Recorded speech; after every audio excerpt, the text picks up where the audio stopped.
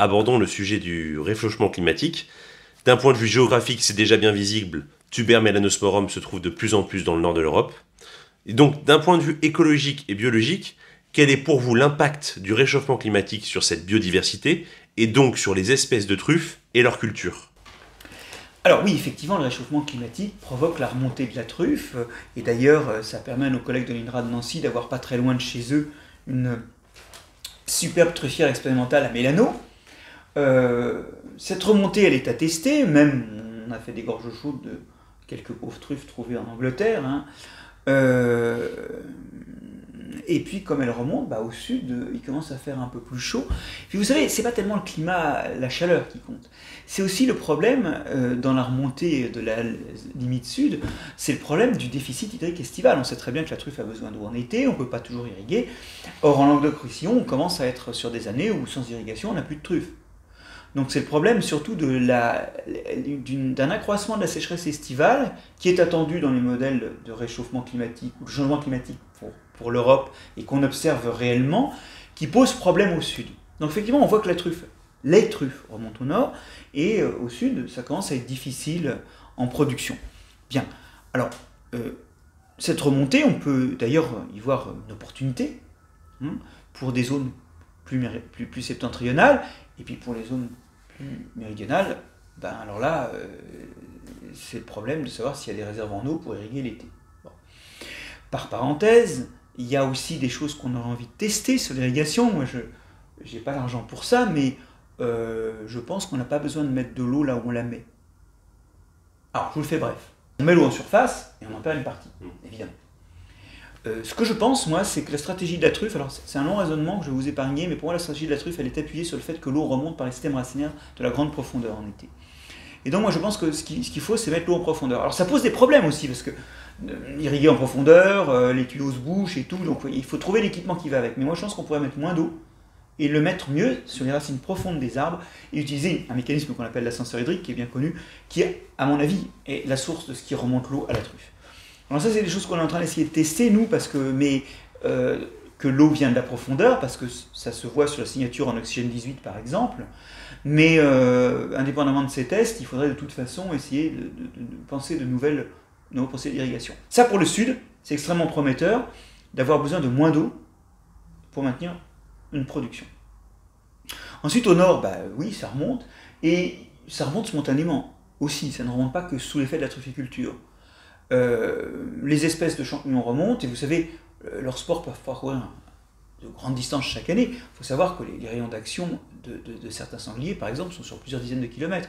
Donc franchir une dizaine de kilomètres en quelques mois pour des spores, c'est pas un exploit. Et ça s'est produit lors de toutes les glaciations. Les espèces sont descendues vers le sud.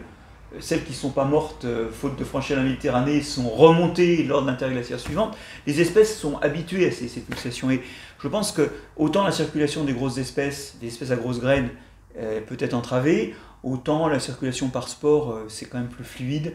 Et j'ai pas d'inquiétude, moi, sur le déplacement de la truffe. J'ai plus d'inquiétude pour les raisons productrices à terme. C'est vrai que la façade atlantique, qui a encore des pluies estivales, le sent moins, mais la façade méditerranéenne commence à souffrir. L'eau, évidemment, c'est un sujet très intéressant. Donc en fait, il faudrait voir s'il y a possibilité d'installer un système d'irrigation en sous-sol. Il y a sûrement quelque chose à faire de ce côté-là. Il y a quelque chose à faire, mais il faudrait surtout le tester. Et alors là, je retourne à ma bonne vieille antienne. Si vous avez envie de tester ça chez vous, on en parle. Parce qu'effectivement, il faut le tester, ça. Et on sait le tester. Mais il faut l'endroit.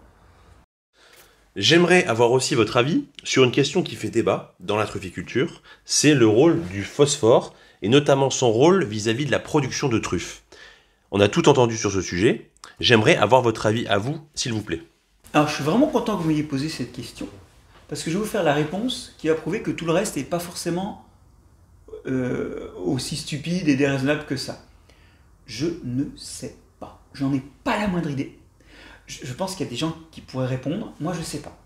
Et un scientifique, vous êtes sûr que ce n'est pas un branquignol qui a réponse à tout quand il est capable de vous dire ça. Et là, honnêtement, ma vie en dépendrait, je ne saurais pas vous dire s'il faut que vous mettiez du phosphore ou non sur votre truffière. Dans une de vos nombreuses interventions, je vous ai entendu dire « il est temps de repenser l'écologie des champignons ». Concrètement, pour la truffe, qu'est-ce que ça veut dire ? C'est un article qu'on a publié dans le New Phytologist, Time to Rethink Fungal Ecology en 2018. Et un de nos exemples, c'était la truffe. En disant, bah oui, c'est mycorhizien, mais visiblement, c'est une interaction qu'on dit de type endophyte, colonisation diffuse, avec quelques interactions physiologiques, mais pas une morphologie très distincte, avec les plantes du brûlé, avec les plantes herbacées du brûlé. On a aujourd'hui des champignons qui font des lichens d'un côté, dont on découvre qu'ils sont capables de survivre en saprophyte. On a des champignons qui détruisent pour des millions de dollars de céréales aux États-Unis. On s'aperçoit que quand ils sont dans les plantes à côté, les mauvaises herbes, c'est juste des auxiliaires de croissance. On a des histoires invraisemblables. On a par exemple un parasite des insectes, le Beauveria, qui est utilisé pour le coup en biocontrôle, dont on découvre qu'en fait il est aussi capable de coloniser les tissus de plantes, et que quand il colonise, parce qu'il vit dans le sol, un insecte qu'il tue au passage, et une plante à côté, il ramène de l'azote de ces insectes vers une plante. On a découvert avec un collègue de l'INRA, du CNRS à Montpellier, avec qui je travaillais, Rumsey Blatrix, qui travaillait sur les plantes à fourmis. Les plantes qui vivent en symbiose avec des fourmis, qui font leur fourmilière dans des trous de la plante, des trous du tronc, des creux des feuilles, et qui les défendent. On a découvert que toutes ces espèces de fourmis élevaient dans un coin de la fourmilière des champignons, où elles mettaient tous leurs déchets, et régulièrement elles broutaient ce champignon, donc qui était une sorte de... Voilà, c'est un peu comme nous on fait du champignon de Paris, mais que ce champignon réinjectait une partie des déchets des fourmis, azote notamment, dans la plante. Et que donc ce champignon n'était pas simplement un champignon cultivé par des fourmis, mais un champignon qui vit dans la plante. Enfin, en fait, aujourd'hui, on s'aperçoit qu'on a imaginé l'écologie des champignons. Les gens qui étudient les mycorhizes disent ce champignon, que je trouve qui fait de mycorhizes, il est mycorhizien. Les gens qui font de la phytopathologie, ils disent ah bah ça c'est un pathogène de plante. Les gens qui étudient la décomposition de la matière organique morte du sol, ils disent tiens, ça c'est un champignon décomposeur. Mais en fait, on a parié que nos disciplines scientifiques avaient mis dans le mille autour de l'écologie des champignons. Et en fait, pas du tout.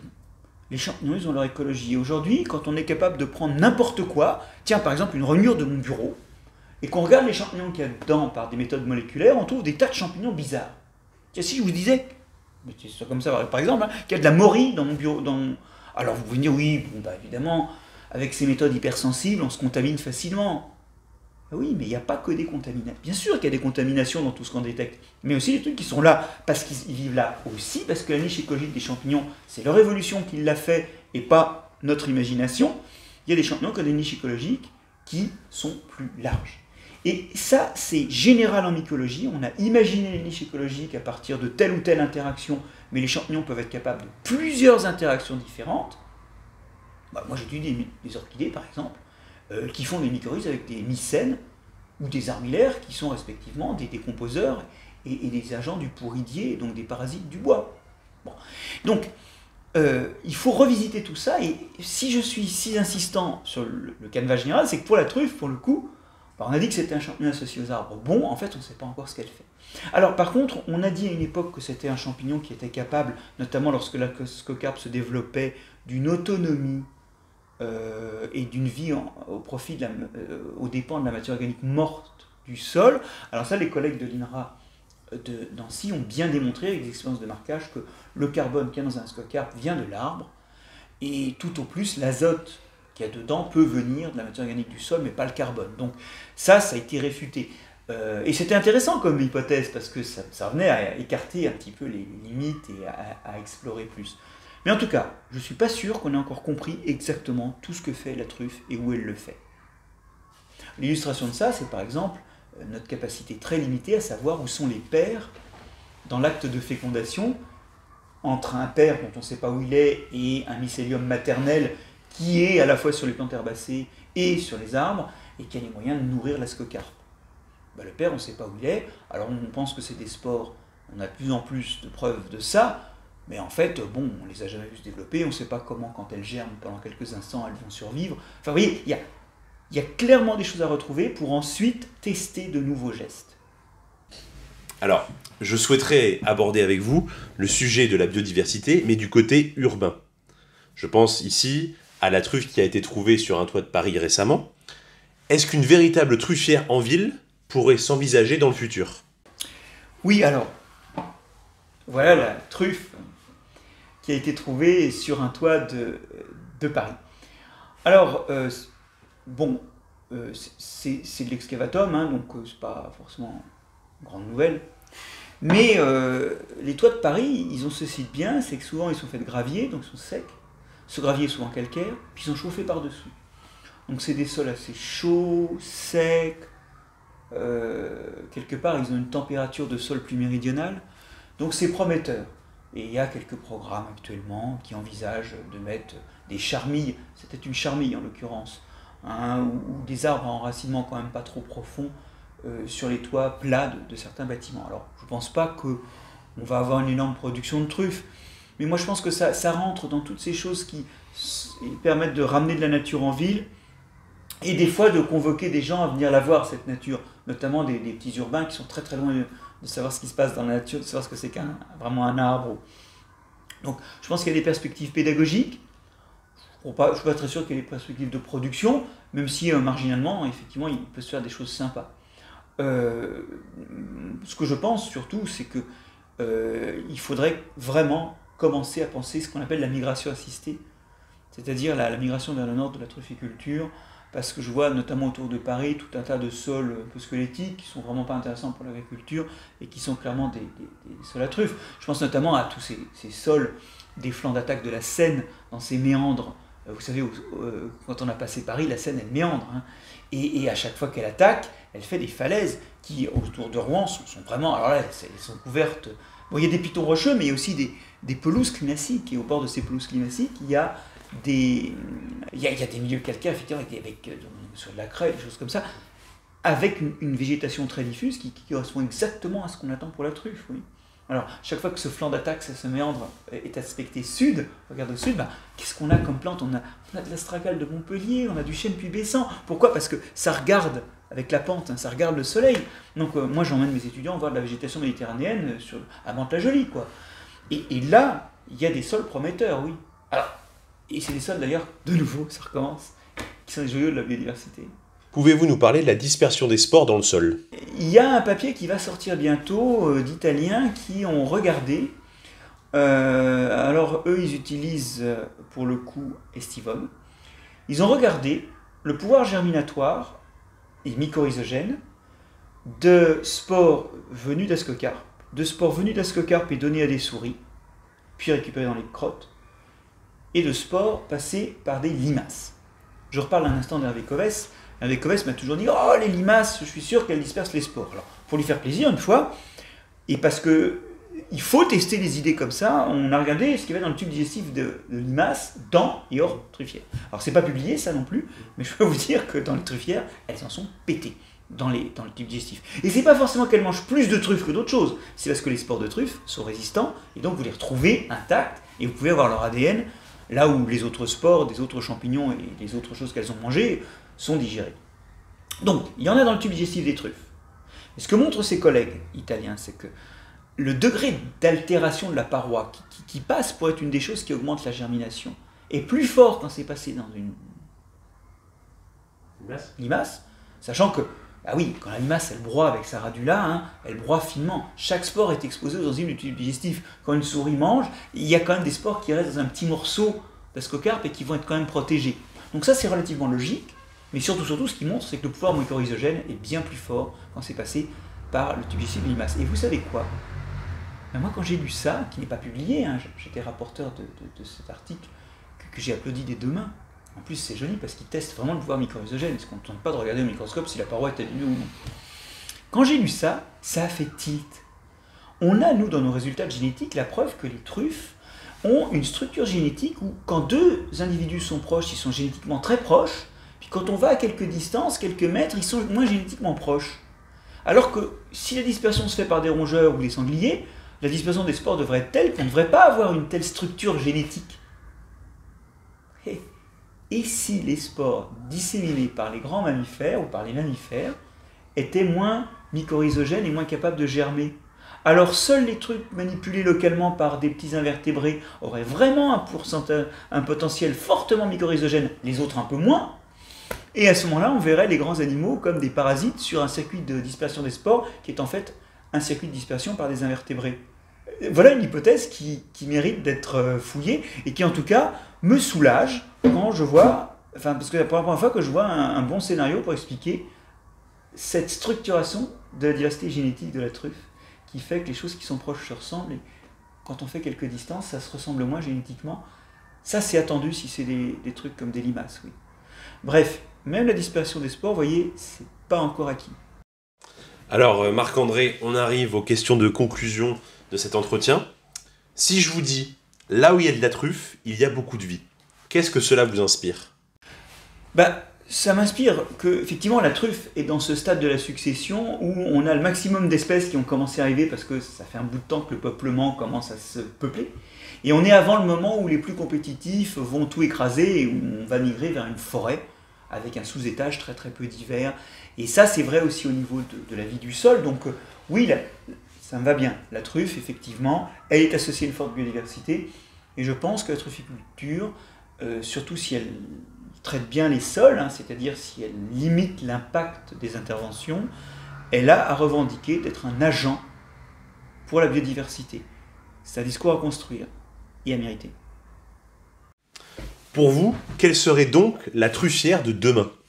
Oui, alors la truffière de demain, on a vu que le travail du sol il est moins fort. Peut-être qu'on commence à gérer les plantes là-dedans. On gère sans doute mieux l'eau. On en gaspille moins. Moi, je ne suis pas très bon à ce jeu-là. Par contre, la truffière de demain, c'est une truffière aussi qui doit se rapprocher des citoyens. Et je pense que l'accueil et le tourisme qui est associé, c'est aussi une perspective importante. Parce que le no-tourisme de la truffe, quand même. Voilà, le truffotourisme. Truffotourisme. Voilà. Oui. Et cette trufficulture de demain, elle doit être toujours plus appuyée sur la recherche. Mais une recherche qui se fait avec les trufficulteurs. Une recherche réciproquement appuyée avec la trufficulture. Auriez-vous une anecdote à nous donner sur vos recherches, vos découvertes? Quelque chose d'un peu anecdotique, mais c'est personnel, mais quand je suis arrivé chez mon frère il y a 3 ans, en mettant le pied hors de la voiture, j'ai vu une truffe qui affleurait. C'est une truffe d'été. Et en cherchant bien, j'en ai trouvé une deuxième. Bon, alors à ce moment-là, elles étaient pas, on les a déterrées, elles n'étaient pas très très mûres. Mais ce que je pense, c'est que les zones de production sont loin d'être toutes exploitées. Et que, quelque part, je me demande s'il n'y a pas aussi, dans les perspectives de production, d'avoir, quitte à ce qu'il y ait des systèmes de licence communale, des choses comme ça, des caveurs volants. C'est-à-dire qu'il y a beaucoup d'écosystèmes qui me paraissent pas valorisés. Et notamment sur les territoires communaux, des choses comme ça. Et c'est peut-être à construire. Voilà. C'est une perspective, je pense, qui mérite d'être étudiée, parce que voilà ce que m'inspire cette expérience personnelle. Je ne vous dirai pas où habite mon frère, mais ça veut dire qu'il y a des coins de Savoie où on ne cave pas et où il y a de la truffe. Un dernier mot, un message à faire passer? Un dernier mot. Il y a des gens qui pensent qu'il y a des terroirs pour la truffe. Et il y a notamment un article qui va, je l'ai accepté ce matin, bientôt sortir dans le New Phytologist à propos de Tuber magnatum, qui montre qu'il y a une tendance à ce que géographiquement, il y a un signal géographique, donc il y a un signal de provenance sur les métabolites secondaires de la truffe blanche. Moi j'ai un souci, c'est que je pense qu'aujourd'hui on est peut-être en train de faire des bêtises autour de 2 choses par rapport à la génétique de la truffe. La première, c'est l'idée que si jamais il y a des adaptations ou des qualités qui diffèrent d'une région à l'autre, il faut bien être sûr que dans une région, on plante des choses inoculées, il faut penser local, on plante des arbres inoculés avec les truffes de la région. Nos propres travaux montrent que les signaux géographiques de différenciation génétique, au moins au sein de la grande région Languedoc-Roussillon, sont toujours présents dans le compartiment cultivé, mais à force, cultivé ou planté en tout cas, des truffières artificielles, mais à force d'homogénéiser, on risque de perdre ça. Et peut-être qu'on va perdre quelque chose qui est de l'ordre soit de l'adaptation au milieu, soit de potentielles différences de goût de terroir. Ça, c'est la première réflexion. Et la deuxième réflexion, c'est qu'on a souvent des réensemencements des truffières, et on garde les moins bonnes truffes pour ça. Et si jamais ce réensemencement, il contribue effectivement, au-delà éventuellement de donner des parents mâles, auquel cas, bon, il ne s'installe pas. Si jamais ça s'installe, le fait de prendre ceux qui ont des problèmes de maladie, dont la maturité n'est pas bonne, si jamais il y a une raison génétique à ça, c'est encourager le vice, en quelque sorte, les mauvais gènes. Et donc, il ne faut pas utiliser, d'ailleurs en inoculation non plus, il ne faut pas utiliser les moins bons individus, il faut utiliser les meilleurs. Et ça, c'est vraiment très important parce que sinon, on risque de déprécier le fond génétique qu'on a. Donc ça, c'est 2 petits conseils de génétique qui méritent d'être médités. Pensez local et ne semez pas le pourri. Semez le meilleur, même si financièrement, c'est pas très drôle comme nouvelle. Hein. On préfère effectivement utiliser pour semer ce qui n'a pas pu être vendu. Mais d'une façon générale, derrière ce que je viens de dire là, il se cache le fait qu'on a vraiment besoin de deviser entre scientifiques et entre trufficulteurs. Et ça, ce sera mon dernier mot. Je pense que vraiment, c'est important. Moi, toute ma vision de la truffière, y compris des questions comme le rôle des plantes compagnes, il a été reconstruit en parlant avec des trufficulteurs. Et les questions qu'on a posées, et les plus beaux travaux qu'ont fait mes étudiants en thèse au labo, c'est des questions qui viennent d'interaction avec les trufficulteurs. Et inversement, je pense qu'on a aussi des choses pas intuitives qu'on peut éclairer, des conseils à donner, ou des pistes d'études. Bref, pour terminer, je le répète, il faut vraiment qu'on continue à travailler ensemble. Merci beaucoup. Merci.